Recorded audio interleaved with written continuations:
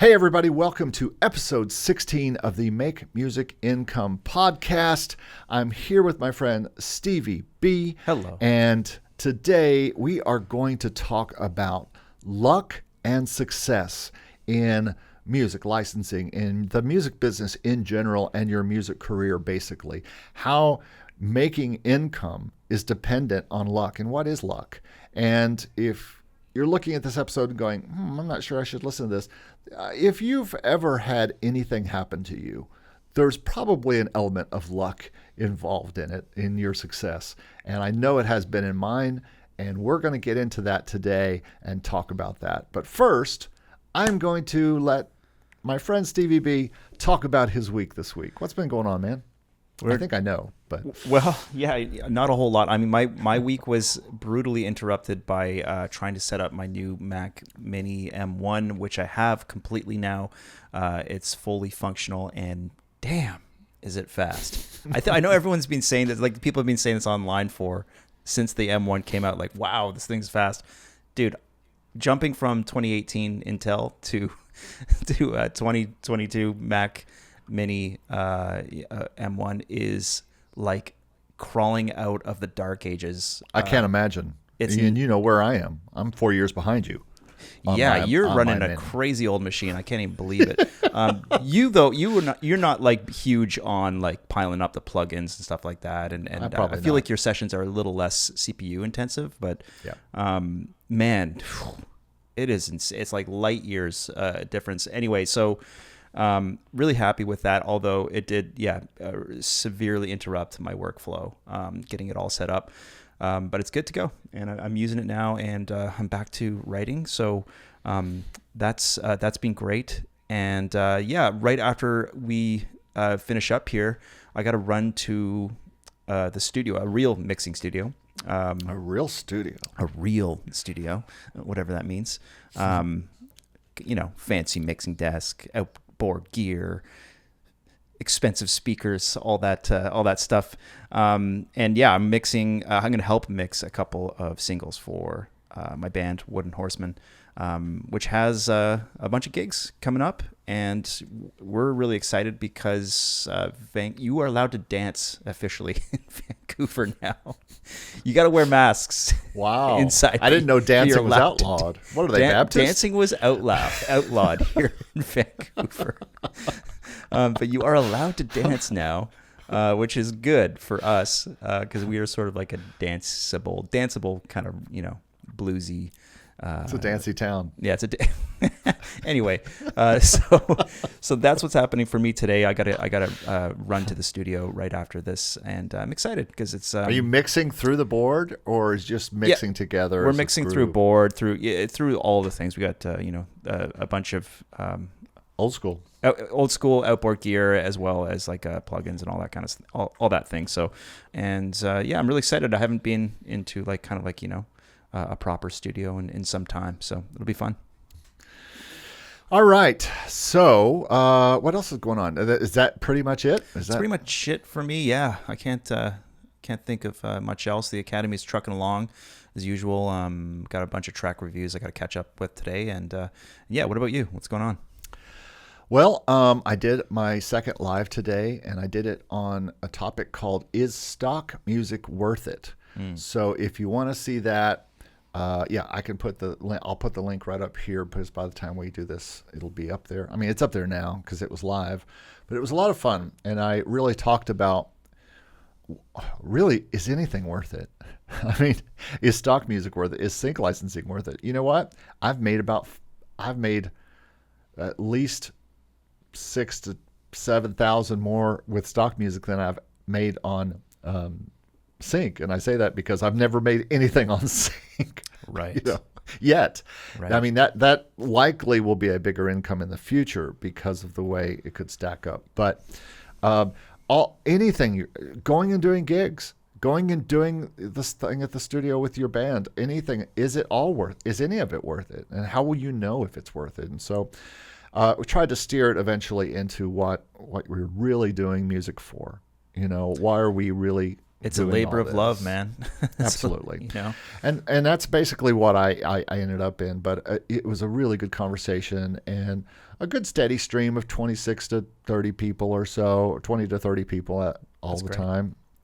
A lot of good questions, and I think helped a lot of people, and I hope it helps a lot of people. The good thing about the live videos is they just become content after that, and people can continue to see them and stuff like that. That's right.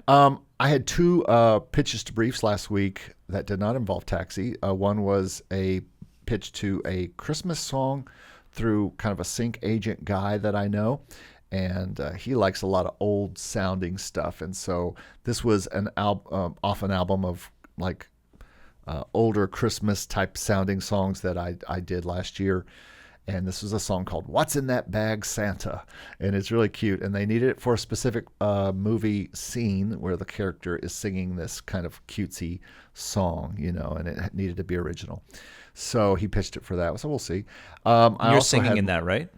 I am. Yeah, it's me and I saw some comments in the Discord complimenting your singing voice. Oh, yeah. Yeah. I don't know if that's actually not what they're talking about. Eric is quite the crooner. Yes. Well, that's actually the next thing I'm going to talk about. What they're talking about. There was the motion array briefs. Oh, right. But I had a second brief that I was contacted by one of my library owners who needed some jazz piano type stuff for an ad brief in England, and it was about a 5K American. It was 5K in American dollars, commercial opportunity. So I stand to make about half of that. And I tried a couple different ways to make that. One way was to make it with, have one of my Nashville guys do a thing. He didn't have time, was off to a live gig he had to do. And so I took a stab at it, and he forwarded one to this pitch. So 2 pitches, official pitches, and it really kind of pushed me into that Tamara bubble mindset of making your own list of having your own list of people who come to you for songs and or putting songs out to people as you finish them, and so it kind of made me officially go in and build my email list of music supervisors and sync agents that I have, including these people that I can put new music out to. Even before I pitch it out to sync libraries, that I could pitch it directly to people. And I want to continue to grow that list. It's another kind of passive way to pitch, rather than really have to work it and work the phones and all that kind of stuff, as they would say. Yeah. I also on the way to going 2 days ago, I went to look at Taxi pitches, and that was the first thing I'd planned for that morning. And I went to my pitches little folder on my browser, and I was about to go to Taxi, and I looked down at motion array briefs, and I said, I better check, because I never remember to check the motion array briefs. They have them all the time, and they have proven to me to be income generating. I have made money in January. I made bonuses because I put some songs up that people used. So instead of Taxi, I went to Motion Array, and I saw that they had an Easter pitch thing open. And I was like, oh, man, I got to throw some stuff in here. Mm-hmm. So I went and found a couple. I knew there was one Easter song that I had done for a church that I worked for. And so I took all the voices out of that, and I re-sang it, and I put that up. And then I went and found a great song that I produced years ago of a hymn called The Old Rugged Cross. That is an amazing, beautiful string and sung, not by me, by an artist, and put that up. And then I did a quick arrangement of a very popular Easter hymn called Christ Arose, and just kind of did a piano and vocal, kind of emotional piano and vocal version of that. And put both up. All three submitted that day on Tuesday, and by Wednesday morning, all 3 were accepted. That's the beautiful thing about these briefs at Motion Array. If you post them and they get accepted, it's next day. You're not waiting 7 days or however long it takes to get that in there. And when you said you've gotten a bonus before for pitching to these briefs, do you mean like like you just got a bump with the amount of downloads that you were getting, or did they actually give you like a? Because I know that they have some like prizes for like best submissions to these kinds of things. I don't know. I'll have to go in and see. I think it was like $150 bonus. Yeah, but I don't know if it's because one song got used or all three did, or I only put 2 up. So those were songs those are just religious, like choir-y type songs, religious gospel choir type songs.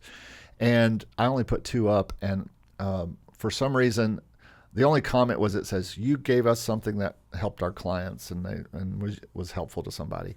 And so we're giving you this bonus. It's not very exact on the math or anything. Well, that's great. I mean, yeah. I was quickly reading through the Discord comments on, I feel like several people mentioned that the downloads had gone down even further, starting at the beginning of this month, but mine have been up, man. I mean, I don't know if anyone else has seen that, but mine have been. I've had a significant improvement in my Motion Array downloads this month, as opposed to last. I have month two at the same time. I should make level 4 pretty easily, and I know you get usually to level 5, but I just got past level 5, and I usually make it to 6? near level 6, like by the end of the month, but not every time. We've got to that place now where when we used to do Motion Array, we would do it by how much we were making per day. And then after the first 5 or 6 days, you could kind of tell what the month was going to be like. Roughly. Sometimes it slowed down. Yeah, sometimes it usually slowed down by the end of the month. It was fast at the beginning and then kind of slowed down a little bit. Slow thing. But now you can do that with downloads. You can kind of look at how many downloads you're getting per day and say, oh, I'm getting about 10 downloads a day. So if I get 10 times 30, that's 300 downloads. And so I should be in this level. And I can, that's right. Yeah. It's still so much less than what we were getting paid before, but it is what it is. I submitted a ton of new stuff to them, and only one of the tracks has kind of climbed its way up into the top 5, but like out of the 6 or 7 that I submitted. So that's usually how it goes, like 1 in 10 songs does really well. I just started knowing that it looks like they're only showing back 5 months or 6 months as far as your previous downloads. And I don't know if that's going to they're going to continue to stop showing you that last, I can see September, but I can't see August in the Motion Array stuff. So I am keeping all that on a spreadsheet now. Okay. How many downloads, how much I got paid, and how many downloads, how much I got paid, and then how many I submitted that month. And so far, it's looking like anytime I submitted 16 songs in November. That's the most I've submitted since earlier in the year. Yeah, you got a 20 song limit. And the next month was a huge build. Right. But then every other month I did 3, and it went down every month. Okay. And so I think there's going to be this, unless you're putting 10 or more songs up, you can expect to see, because I think new songs do well in that next month because they're new. Right. And that gives you a possibility to appear in a new list type of thing, and with the word new on it, and so people look at that. So I think the key is I'm going to be doing some experimenting this year on seeing how many I can get up there. I did a taxi brief submission yesterday. Excellent. That's all I'm going to say about that. I don't know how I feel about it. I think it was fine, and I think it's good. I think it's a good song.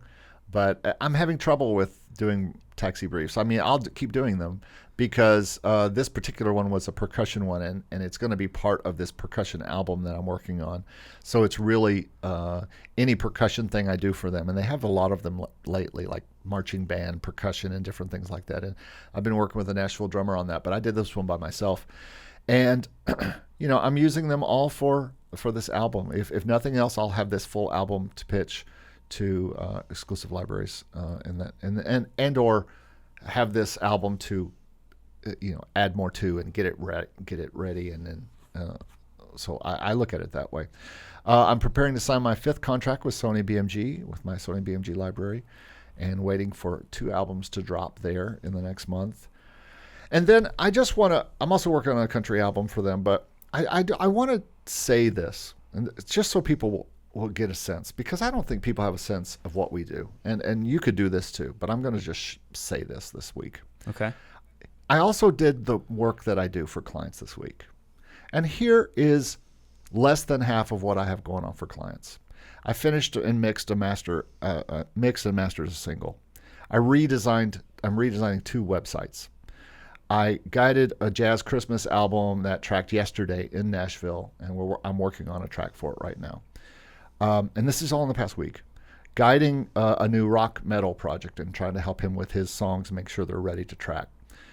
I started 2 new music video edits, complete full music video edits I have to do for 2 different clients.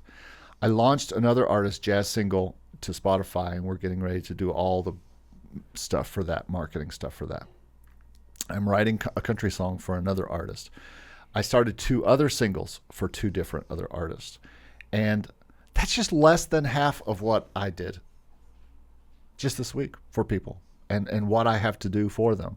Mm-hmm. And I only say that to show that in order to live a life like I live, and it still can be a struggle to pay bills. It was a struggle this month to pay rent, to be honest with you, because this life is rough. I mean, you got to keep cranking that music out and keep doing these jobs, and the money never comes in at the same time, anytime, any month.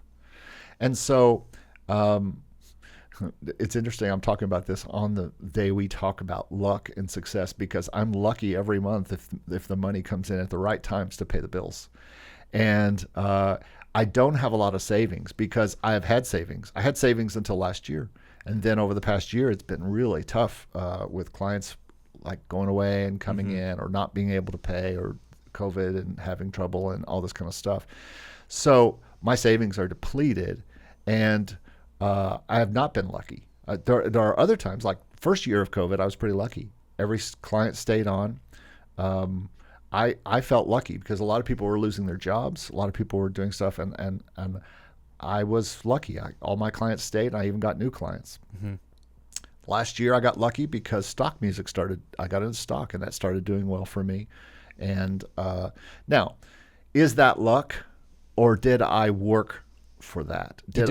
It's both. It's both, and it's a great question, because I think I got like crazy lucky last year, especially. A lot of opportunities came my way. And I think that the real key thing in terms of like, because I'm kind of in the opposite boat. Like I got a lot of savings because of a lot of lucky opportunities that came across my desk last year.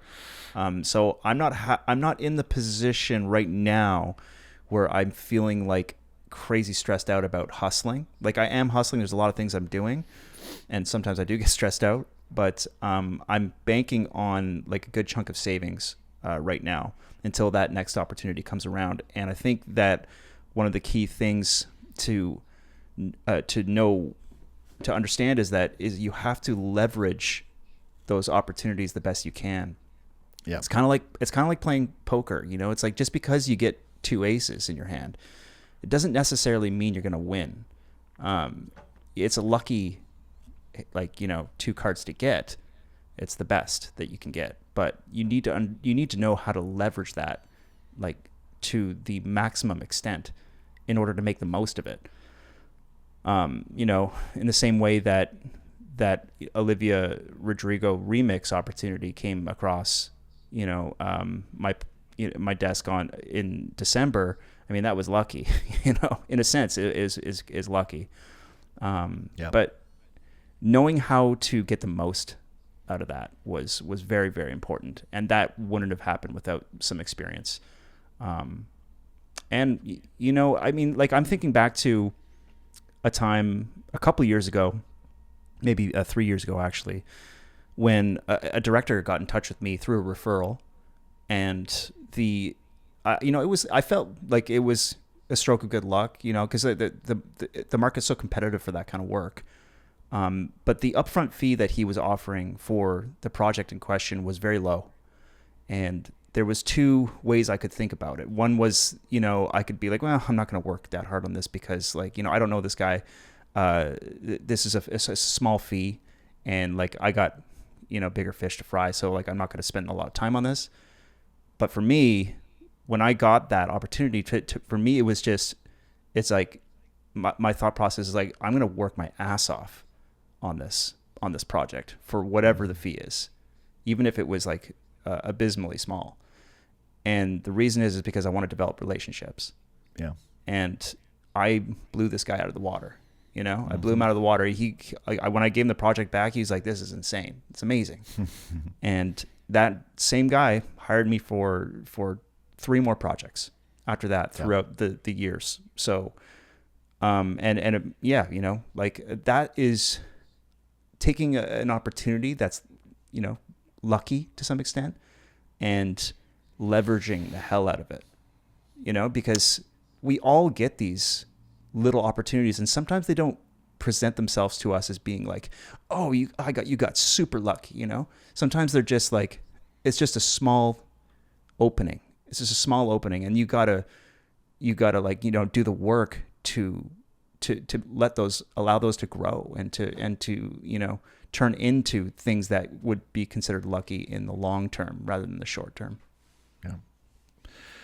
Well, just what you were talking about, opportunity, and a lot of people define luck as opportunity or preparation meets opportunity, which is exactly what you're talking about. Yes. And a lot of, I feel lucky that I got into the libraries I got into over the past year or two, the exclusive ones especially. But most of what got signed to them was stuff that I had been developing with a careful eye on usability for exclusive libraries. And so when I decided to really move into the exclusive library space and hopefully find success at it, I took all the 20 years of experience I had producing music in Nashville with all those players and all those engineers and all those studios, and directed that force instead, along with continuing to help clients have that ability to have that amazing thing. That was kind of always my thing. Clients, it would seem like they had a lot of luck because we took them to Nashville and we just created this amazing product for them, and then they would go out and they would show it to their friends and family, and they were so blown away because the only thing they had heard from this person before was them singing at church in a terrible microphone or something, or singing at a bar or something. And now they had this very highly polished production and very highly polished image and videos and all these things. Mm-hmm. And so suddenly those people were selling product, and people say, wow, you're so lucky you have all that. And they're like, yeah, I'm $10,000 in the hole or 20,000, I'm so lucky. And it's the same thing with getting signed to that first library. When I got signed to them and them accepting these songs, I felt lucky, but I also knew that it was because of the work I had done preparing those songs for them. And when I did another 7 or so to add to those, I knew at that point I wasn't as lucky as I was just able. I was able to produce what they wanted, and I knew it's like you're exactly like your story. I knew I could blow them away even more because I had set up to blow them away. I had created tracks with great singers and top Nashville singers and talent in order to blow them away. Yeah, man. I mean, it's so important to put yourself in a position as an artist, or as a musician or as a producer, where you're able to blow people's minds, because so much of this work is like pennies and then peanuts, like for the longest time.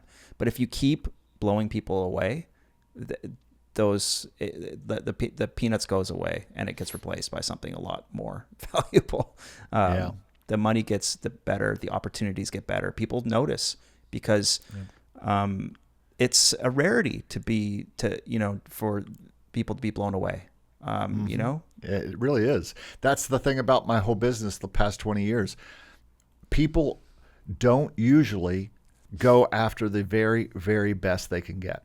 In other words, they usually do whatever they can just get by with. Mm-hmm. And so it's kind of like cars. We just get whatever car we can afford. Usually, we don't go out and get a Mercedes just because, number one, it's too costly, but number two, we don't require that kind of thing. But I'm telling you that people look at the quality of what you do and the quality of it's not about show, but it is about show. It's not about, we can all crank out a track. And if anything, for yesterday's taxi thing, because I end up waiting to complete these things till the day they're due, I end up probably not sending something that is as finished as I would like it to be. It might not have. In your video last night, I want to talk about a video I watched by you yesterday, and if you, I'll put that as a link here in the video to go see that. You need to look at this video because I have to tell you, dude, that's probably one of the best videos you've done in a while. And, thanks. But you prepared it to be good. In other words, a lot of your videos are you just kind of going, "Hey, everybody," and you're just talking. It's true. I spend a lot more time on editing that video, and I'm probably going to do that moving forward because, and this is in large part due to you influencing me, because like I love the way you edit your videos, and like you just said, I think I don't spend enough time kind of putting that extra magic into the videos, and watching some of your videos, and you have a lot of experience with this, so and it's great to see that, and I kind of took a little inspiration from that, but it'll be either like from now on, I think it'll just be like live streams, like with prepared topics, or maybe I'll spend like a couple of extra hours editing a video. I think it's worth it. In the same way that it's worth it to throw a bit of extra time into a track.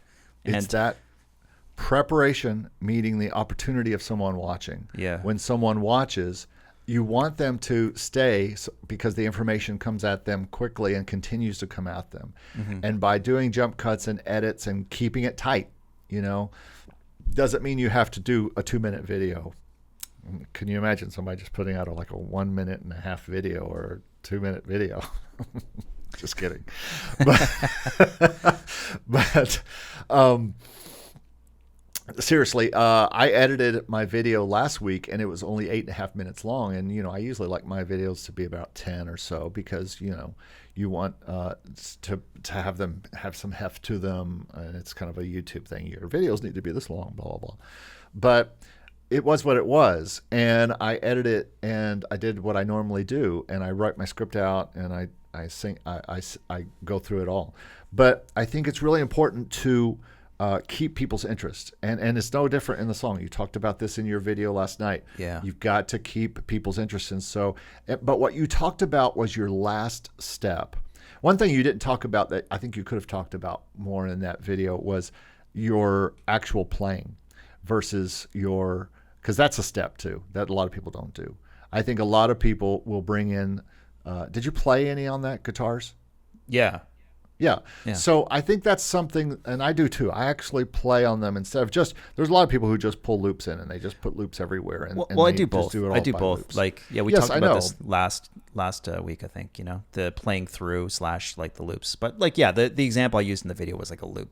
Is there how many songs do you do that you don't play one note outside of the loops? I don't know. It's hard to say.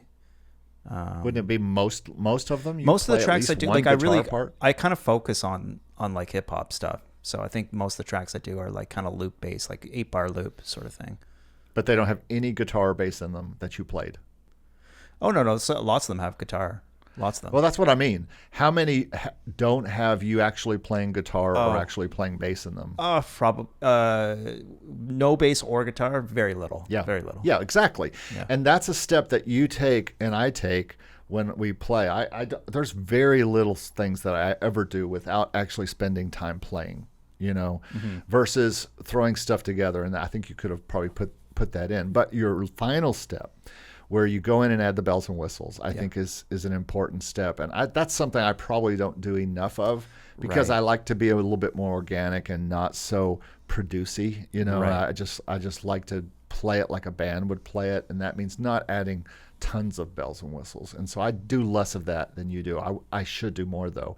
And that was a great point on there. But you held my attention in the video long enough that I got there. Not that you don't hold my attention, Steve, all the time, but and you're so interesting in your videos. But I'm just saying you likely held people's attention a little bit more because the video moved along at a good clip and in a good space. And it does that because of editing.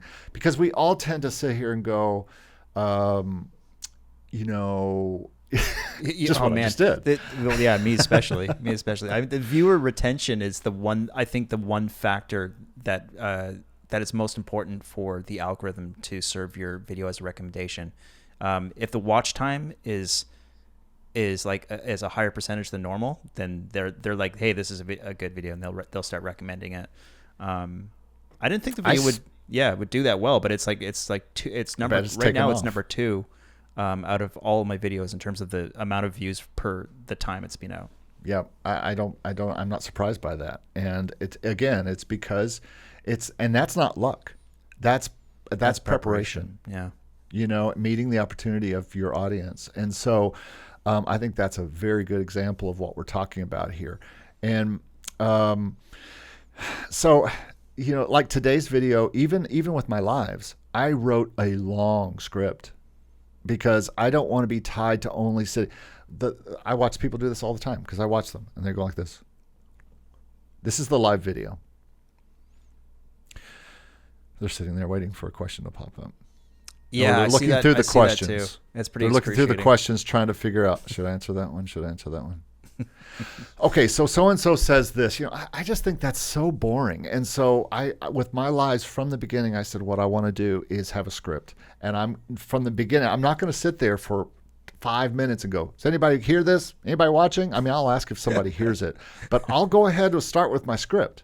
Because this is a video that's going to live on my channel. And likely, I mean, you can edit the front of them and the back of them inside YouTube if you want to. But the whole point of them is not to have to do that.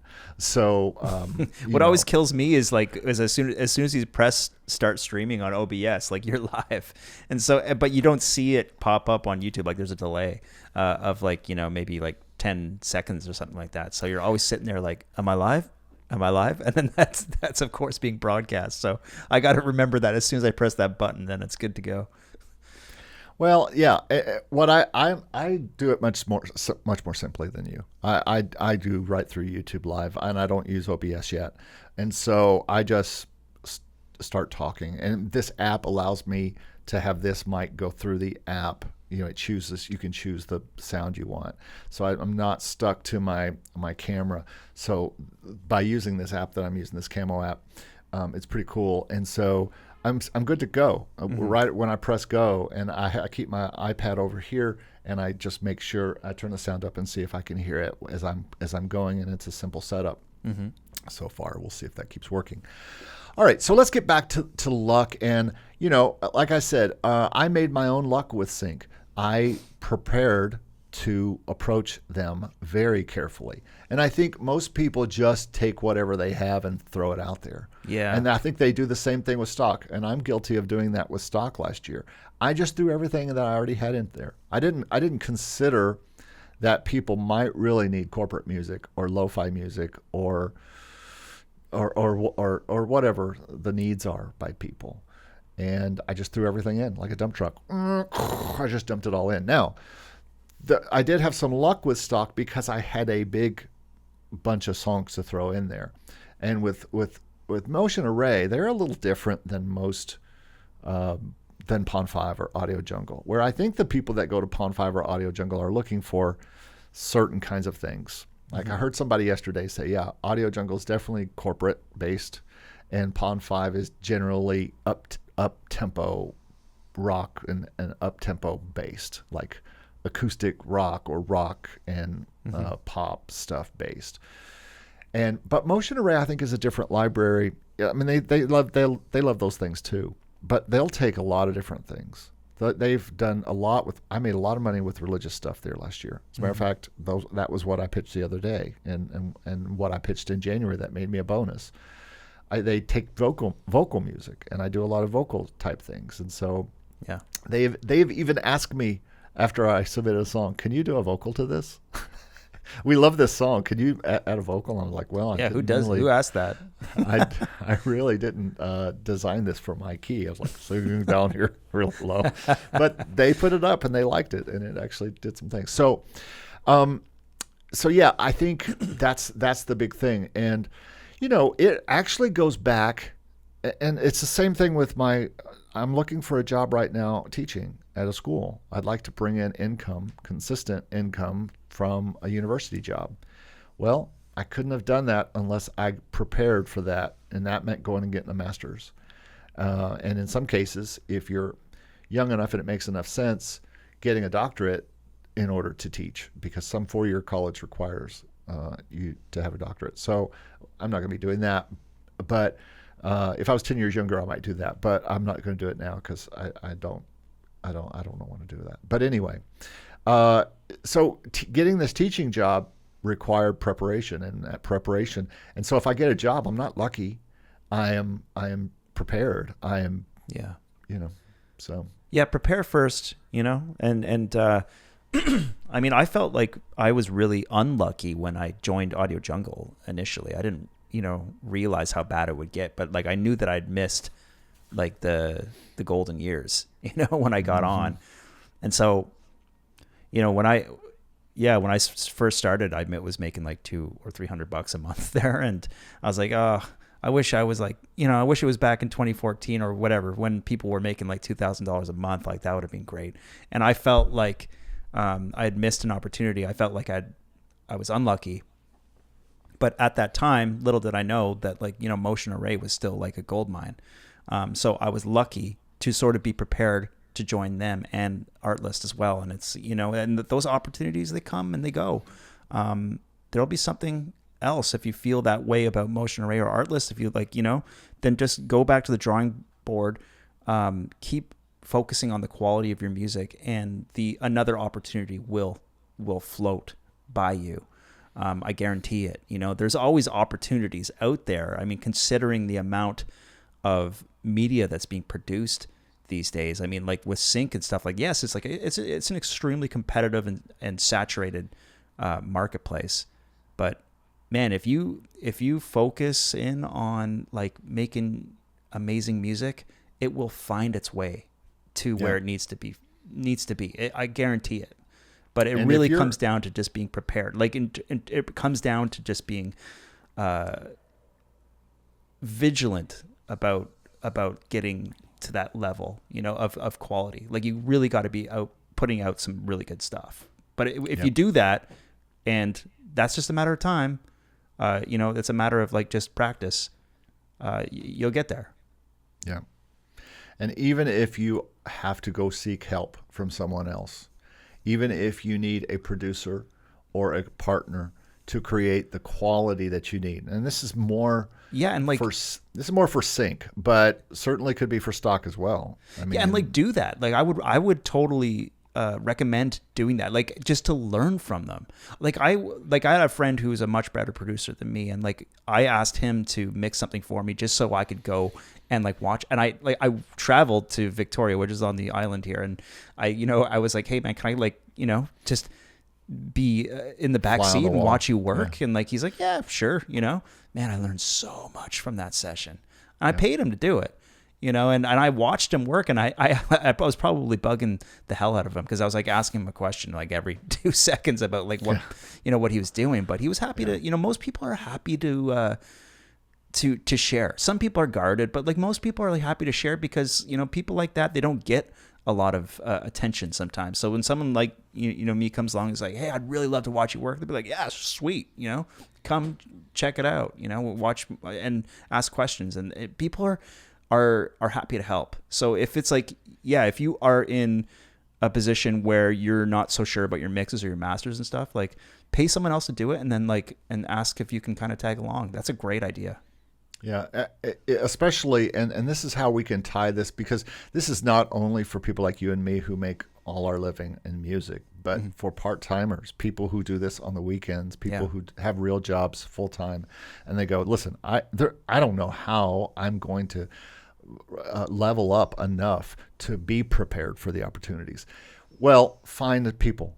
I've been talking to people for years and been producing them when they said, I need help.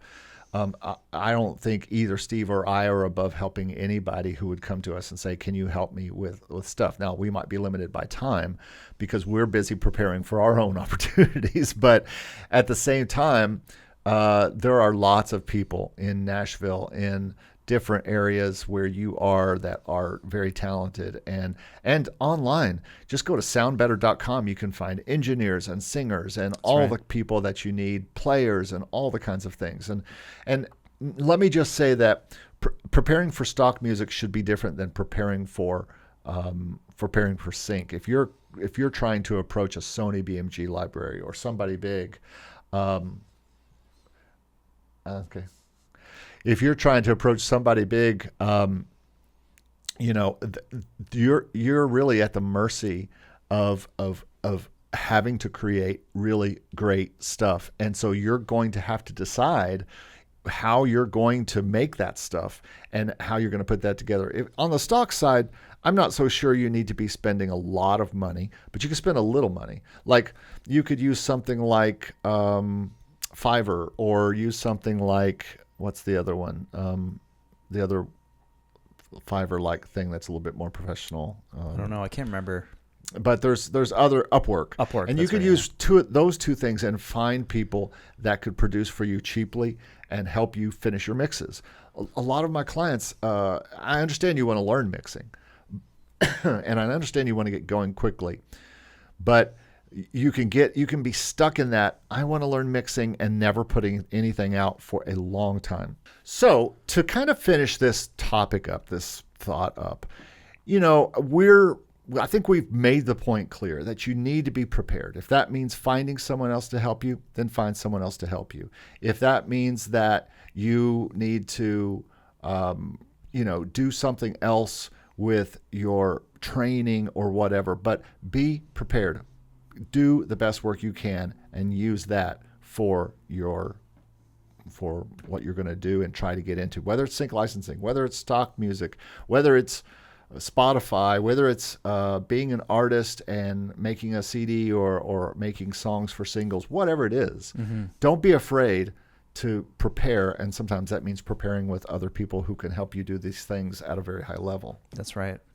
Yeah, that's right. I don't know if there's a better way to describe it other than be better and prepare for opportunities. And try to surround yourself with people who are trying to better themselves as well. Yep. And you make your own luck. You make it by, you hear that all the time. You make your own luck. Well, you really do. And if you don't have the money, then find people to partner with who might split whatever you make when you do it. Or be interested, or find friends, or just watch YouTubes. There's tons of them. Get better. There's a million YouTubes that Steve and I are making, that everybody are making, on how to mix, how to do all these things. They're all out there. Put the time in then. Use your time that you have outside of your job to get better and learn how to mix and master better.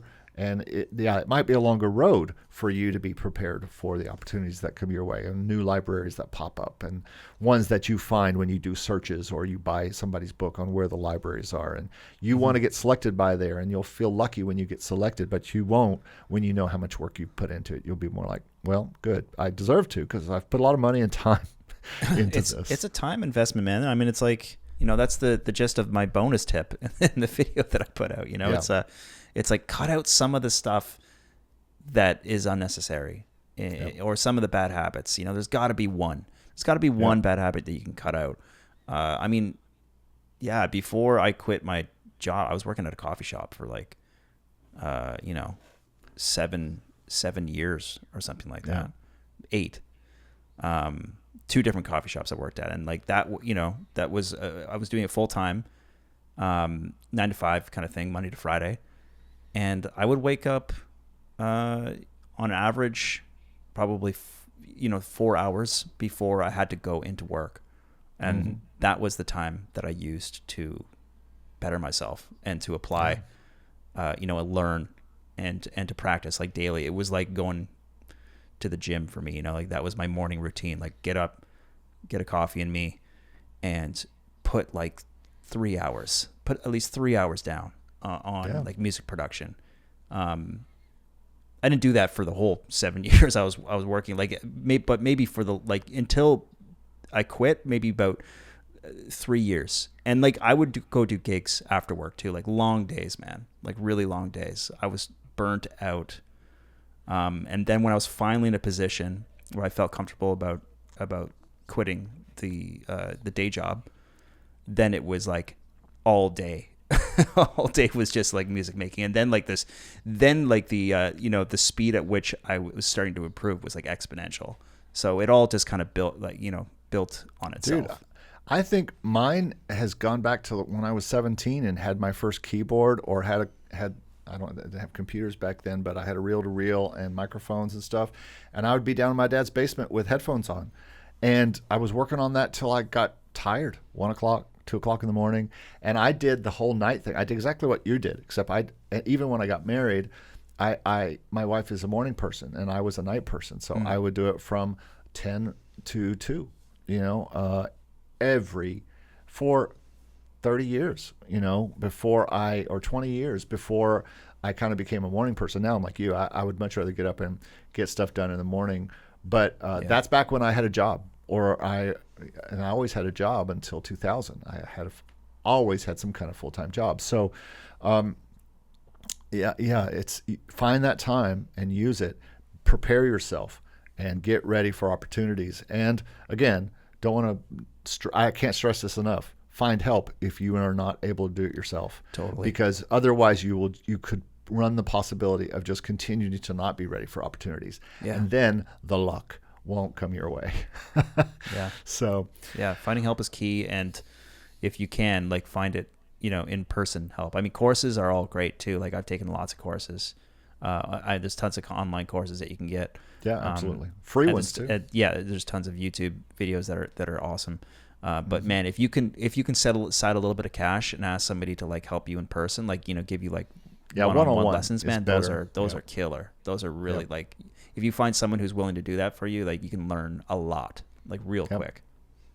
And I do that for people. I don't know if you do it, but I offer one-on-one help for people, and I work with several songwriters right now on improving their productions and how they can do that. And so, certainly, I offer that service. I don't know if you do right now, but you do through your academy. Well, I do through the academy. I want to get to a place where I'm able to carve out enough time in order to do one-on-ones, because I used to do that with production, and I've had a few clients that really enjoyed that. But right now I'm just in a building phase with the academy still, and there's so much work I need to kind of get finished before I'm able to free up my time for that. But definitely something that I'm going to do as soon as I'm able to. But even the academy there is some one-on-one time in there, and they have so much. You have so many modules and production modules and things in there, and it's so economically helpful. I push anyone to that. Well, there's a feedback element to it, so there's a personal feedback to it, and that's about as one-on-one as it gets. But I take care of all my members. They have questions for me. They can write me personally, and I'll get back to them as soon as I can. Sure.